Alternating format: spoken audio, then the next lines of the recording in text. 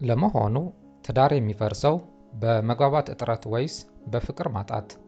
ሰላም የተከበራችሁና የተወደዳችሁ የቻናሌ ቤተሰቦች፣ ዛሬ የምንወያይበት ርዕስ በጣም ከባድ፣ የብዙ ሰዎችን ሕይወት የሚነካ ጉዳይ ነው።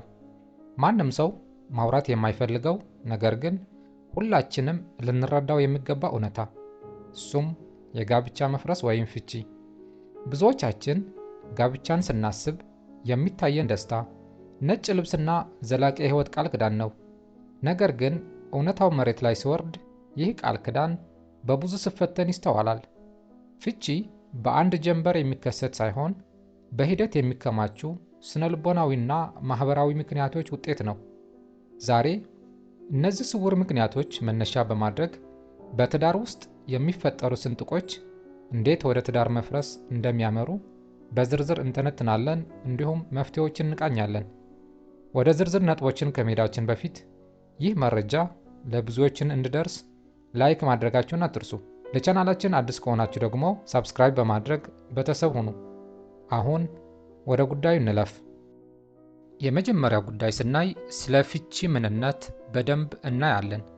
የፍቺ ሂደት በሕግ፣ በማህበራዊ ሳይንስና በስነልቦናዊ ጥናቶች ዘንድ ሰፊ ትርጓሜ የሚሰጠው ውስብስብ ክስተት ነው። በሕግ ረገድ ፍቺ ማለት በሕጋዊ መንገድ የተመሰረተን የጋብቻ ውል በፍርድ ቤት ወይም ስልጣን ባለው አካል ውሳኔ አማካኝነት ማፍረስ ማለት ሲሆን፣ ይህም የትዳር አጋሮችን መብትና ግዴታ የሚያበቃበት ሂደት ነው። ከሕጋዊ ገጽታ ባሻገር ፍቺ ጥልቅ የሆነ የማህበራዊ ትስስር መቋረጥን ያመለክታል። ፍቺ የአንድን ቤተሰብ መዋቅር የሚቀይርና በቤተሰብ አባላት መካከል ያለውን የኢኮኖሚና የስሜት ትስስር የሚበታትን ክስተት ነው። ይህ ሂደት በባልና ሚስት መካከል ብቻ የሚወሰን ሳይሆን ልጆችን፣ ቤተሰብንና ሰፊን ማህበረሰብ የሚነካ ማህበራዊ ቀውስ ተደርጎ ይወሰዳል።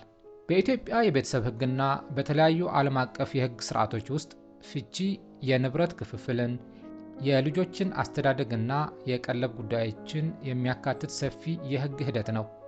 ከስነልቦና አንጻር ሲታይ ፍቺ እንደ ስሜታዊ መለያየት ወይም ኢሞሽናል ዳይቮርስ የሚገለጽ ሲሆን፣ ይህም ጥንዶች በሕግ ከመለያየታቸው በፊት በልባቸውና በአስተሳሰባቸው የሚራራቁበትን ደረጃ ያመለክታል። በፍቺ ወቅት የሚከሰተው የስነልቦና ጫና በሰው ልጅ ሕይወት ውስጥ ከሚገጥሙ አስቸጋሪ ክስተቶች መካከል ይመደባል።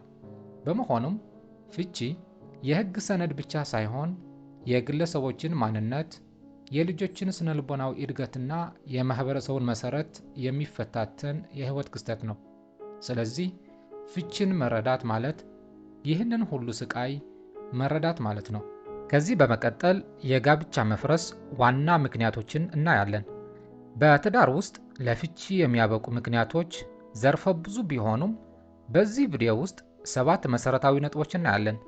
እነዚህ ችግሮች ቀስ በቀስ በትዳር አጋሮች መካከል ያለውን መተማመንና ፍቅር በመሸርሸር ለፍቺ ውሳኔ እንደ ዋና መንስኤነት ይጠቀሳሉ። የመጀመሪያው ምክንያት የግንኙነት እጥረት ወይም ላክ ኦፍ ኮሚኒኬሽን። የግንኙነት እጥረት በትዳር ውስጥ የሚከሰቱ አብዛኞቹን ቀውሶች መነሻ እንደሆነ በሰፊው ይታመናል። በትዳር አጋሮች መካከል ግልጽ የሆነ የሐሳብ ልውውጥ ሲጠፋ፣ በመካከላቸው ያለው መተማመን እየቀነሰና ጥርጣሬ እየነገሰ ይሄዳል። ይህም ትዳሩን ለፍቺ ወይም ለከፍተኛ የስነልቦና ቀውስ ይዳርጋቸዋል። በተለይም አንዱን ሌላውን ለማዳመጥ ፈቃደኛ በማይሆንበት ጊዜ ወይም ስሜትን በግልጽ መግለጽ እንደ ድክመት በሚቆጠርበት ወቅት ዝምታ እንደ ትልቅ ግድግዳ በመካከላቸው ይቆማል። ይህ ሁኔታ ጥንዶቹ በአንድ ጣራ ስር እየኖሩ ነገር ግን እንደ ባዕድ እንዲተያዩ የሚያደርግ ሲሆን፣ እያንዳንዱ ንግግር ወደ ጭቅጭቅ የሚቀየር ከሆነ ደግሞ ግንኙነቱ ወደ መርዛማነት ደረጃ መሸጋገሩ ያሳያል። በትዳር ውስጥ የሚፈጠር አለመግባባት ጤናማ ሊሆን ቢችልም ችግሩ የሚመጣው አለመግባባቶችን በውይይት መፍታት ሲያቅትና ቂም መያዝ ሲጀመር ነው።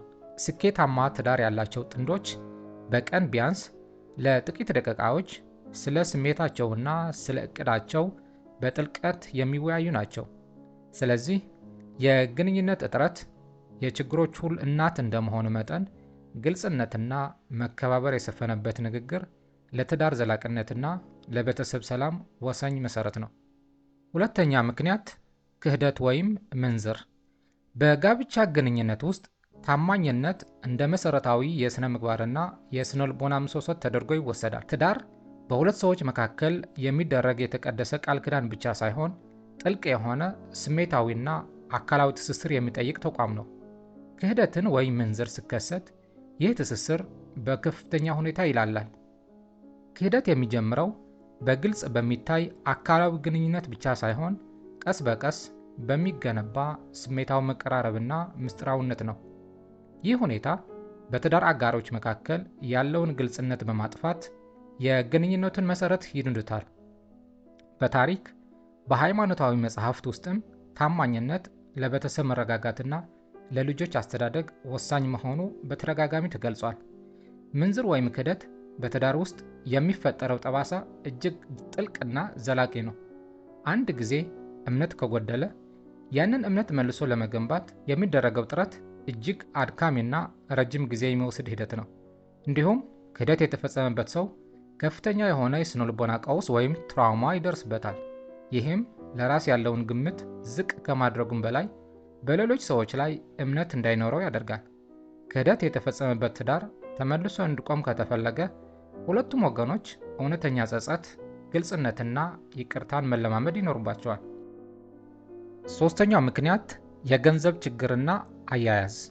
በቤተሰብ ሕይወት ውስጥ የገንዘብ ችግርና የአያያዝ ስልት አለመጣጣም ለግንኙነት መሻከር ዋነኛ መንስኤ እንደሆነ በስፋት ይታመናል። የገንዘብ እጥረት በራሱን ከሚፈጥረው ጫና ይልቅ ባለትዳሮች ስለ ገንዘብ ያላቸው የተለያየ አመለካከት ለግጭት መባባስ ትልቁን ድርሻ ይይዛል። ለምሳሌ አንደኛው ወገን ቆጣቢ ሲሆን፣ ሌላኛው ደግሞ አባካኝ ከሆነ በመካከላቸው የሚፈጠረው አለመግባባት ወደ ስር የሰደደ የጋብቻ ቀውስ ሊያመራ ይችላል።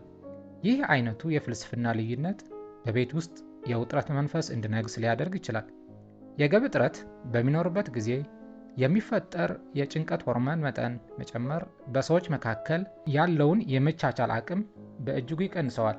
አራተኛው ምክንያት ያለበቂ ዝግጁነት ወደ ጋብቻ መግባት። ያለበቂ ዝግጁነት ወይም ገና በለጋ ዕድሜ ወደ ትዳር አለመግባት በግለሰቦች ስነልቦናዊ፣ ማህበራዊና ኢኮኖሚያዊ ሕይወት ላይ ከፍተኛ ተጽዕኖ የሚያሳድር ውሳኔ ነው። ብዙ ጥናቶችና የታወቁ የስነልቦና መጻሕፍት እንደሚያመለክቱት ወጣቶች በስሜታዊ ግፊት ወይም በማህበረሰባዊ ተጽዕኖ ወደ ትዳር ሲገቡ የትዳርን ጥልቅ ትርጉምና የሚጠይቀውን መስዋዕትነት የመረዳት አቅማቸው ዝቅተኛ ይሆናል። በትዳር ውስጥ የሚገጥሙት ተግዳሮችን ለመቋቋም የሚያስችል የስነልቦና ብስለት ወይም ሳይኮሎጂካል ማቹሪቲ ሳይዳብር ወደዚህ ኃላፊነት መግባት ውጥረትና አለመግባባትን ይፈጥራል። ያለበቂ ዝግጅት ወደ ትዳር መግባት የሚያስከትለው ሌላ ትልቁ ችግር የኢኮኖሚና የማህበራዊ ኃላፊነቶችን የመሸከም አቅም ማነስ ነው። የጋብቻ ሕይወት የጋራ ግቦችን ማውጣት፣ የገንዘብ አያያዝና የቤተሰብ አስተዳደርን የሚጠይቅ ቢሆንም በቂ ዝግጁነት የሌላቸው ጥንዶች እነዚህ እውነታዎችን ሲጋፈጡ በቀላሉ ተስፋ የመቁረጥ ሁኔታ ይታይባቸዋል። እንደሚታወቀው የትዳር ስኬት የሚወሰነው በሁለቱ ወገኖች መካከል ባለው የግንኙነት ክህሎት ወይም ኮሚኒኬሽን ስኪልና ግጭቶችን የመፍታት ብቃት ላይ ነው። እነዚህ ደግሞ በዕድሜና በልምድ የሚዳብሩ ባህሪያት ናቸው። በመሆኑም የትዳር ትርጉም በሚገባ ሳይረዱና ራስን ለከባድ ኃላፊነት ሳያዘጋጁ ወደ ትዳር መግባት ውሎ አድሮ ለፍቺ ወይም ለከፋ የትዳር ሕይወት መዳረግ ዋነኛ መንስኤ ይሆናል። ውድ የሀበሻ ሳይክ ቤተሰቦች፣ አሁን አምስተኛው ምክንያት እናያለን። አምስተኛ የቤተሰብ ጣልቃ ገብነት። የቤተሰብ ጣልቃ ገብነት በኢትዮጵያና በሌሎች የአፍሪካ ማህበረሰቦች ውስጥ በትዳር መረጋጋት ላይ ከፍተኛ ተጽዕኖ የሚያሳድር ማህበራዊ ፈተና ነው። በባህላዊ ስርዓት ትዳር በሁለት ግለሰቦች መካከል ብቻ ሳይሆን በሁለት ቤተሰቦች መካከል የሚመሰረት ጥምረት ተደርጎ ስለሚወሰድ ወላጆችና የቅርብ ዘመዶች በጥንዶች የግል ሕይወት፣ በገንዘብ አያያዝና በልጆች አስተዳደግ ላይ ጣልቃ የመግባት ዝንባሌ ያሳያሉ። ይህ አይነቱ ጣልቃ ገብነት በተለይ ባል ወይም ሚስት ለትዳር አጋራቸው ሊሰጡ የሚገባውን ታማኝነትና ቅድሚያ ለቤተሰቦቻቸው አሳልፈው ሲሰጡ በትዳር ውስጥ ያለውን የግል ምስጢርና መተማመን ያጠፋዋል። በስነልቦና ባለሙያዎች እይታ ጥንዶች የራሳቸውን ድንበር ወይም ባውንደሪ ማበጀት ካልቻሉና የቤተሰብ ተጽዕኖ ከትዳር አጋር ፍላጎት በላይ ጎልቶ ከታየ ትዳሩ የሁለት ሰዎች መሆኑ ቀርቶ የቡድን ውሳኔ የሚስተናገድበት መድረክ ይሆናል። ይህም ውሎ አድሮ ለፍቺና ለቤተሰብ መበተን ዋነኛ መንስኤ ይሆናል። በኢትዮጵያ ማህበረሰብ ውስጥ የሚታየው የቤተሰብ ጣልቃ ገብነት ችግር አሳሳቢ የሚሆነው ጉዳዩ ከባህልና ከሃይማኖት እሴቶች ጋር ተያይዞ ስለሚቀርብ ነው። ብዙ ጊዜ ወላጆች ለልጆቻችን መልካም አስበን ነው በሚል ሰበብ በጥንዶች የዕለት ተዕለት ውሳኔ ውስጥ እጃቸውን ያስገባሉ። ይህም ባልና ሚስት በራሳቸው እንዳይተማመኑና በመካከላቸው ቅሬታ እንዲፈጠር ያደርጋል። በተለይም የባል ቤተሰቦች በሚስት ወይም የሚስት ቤተሰቦች በባል ላይ የሚያሳድሩት ተገቢ ያልሆነ ጫና የትዳር አጋሮችን ስነልቦናዊ አንድነት ይሸረሽራል።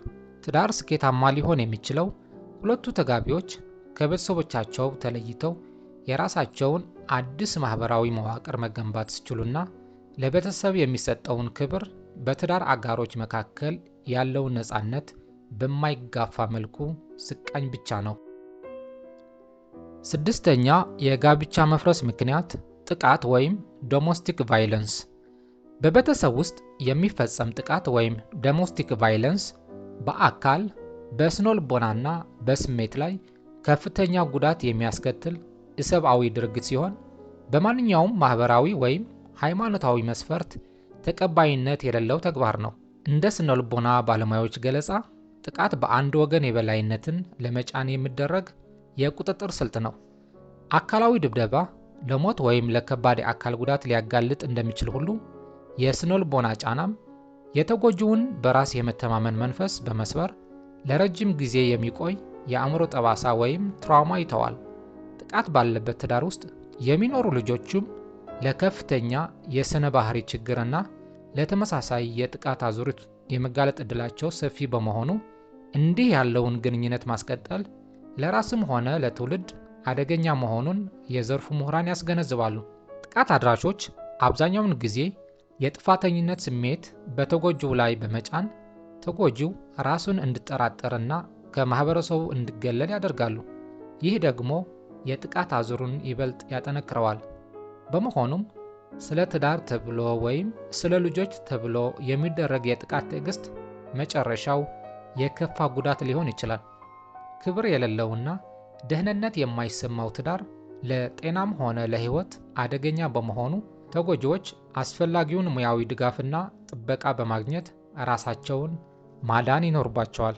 የመጨረሻውና ሰባተኛው ምክንያት የቅርርብና የግንኙነት መጥፋት loss of intimacy and connection።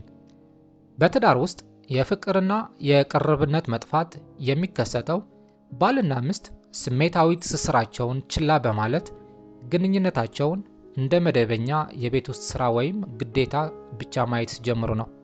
ይህ ሁኔታ በተለይ አካላዊና ስሜታዊ ቅርርብ ሲቀንስ ባለትዳሮች ለጋራ ጊዜ ትኩረት ሳይሰጡ ሲቀሩ እና በመካከላቸው ያለው የሐሳብ ልውውጥ ሲዳከም ይባባሳል። እያንዳንዱ ሰው ፍቅርን የሚቀበልበት የራሱ ቋንቋ አለው።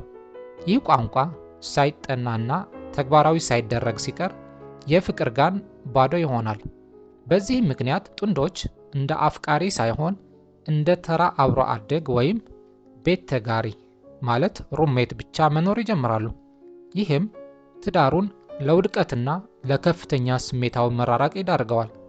ፍቅር ልክ እንደ ተክል ዘወትር እንክብካቤ፣ ውሃና ጊዜ የሚፈልግ ህያው ሂደት በመሆኑ ትኩረት ካላገኘ መድረቁና መሞቱ የማይቀር ሀቅ ነው። ስሜታዊ ቅርበት ሲጠፋ ግጭቶች የመፍታት ዕድላቸው አነስተኛ ይሆናል። ይህም በመካከላቸው ያለውን ግድግዳ ከፍ ያደርገዋል። ውድ የሀበሻ ሳይክ ቤተሰቦች፣ አሁን ደግሞ ወደ መፍትሄዎችን እንሄዳለን። ትዳርን እንዴት መታደግ ይቻላል? በትዳር ውስጥ የሚያጋጥሙ ግጭቶችን ለመፍታትና ዘላቂ አንድነትን ለመገንባት ቀዳሚው መፍትሄ ግልጽ የሐሳብ ልውውጥ ወይም ኮሚኒኬሽን መሆኑን በርካታ የስነልቦናና ማህበራዊ ሳይንስ ምሁራን ይስማሙበታል።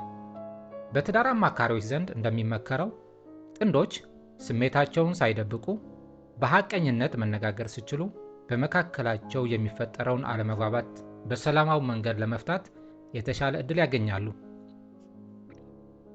በተጨማሪም የገንዘብ አያያዝን ግልጽ ማድረግና የጋራ ዕቅድ ማውጣት በትዳር ውስጥ የሚከሰቱ የኢኮኖሚ ውጥረቶችን ለመቀነስ ይረዳል።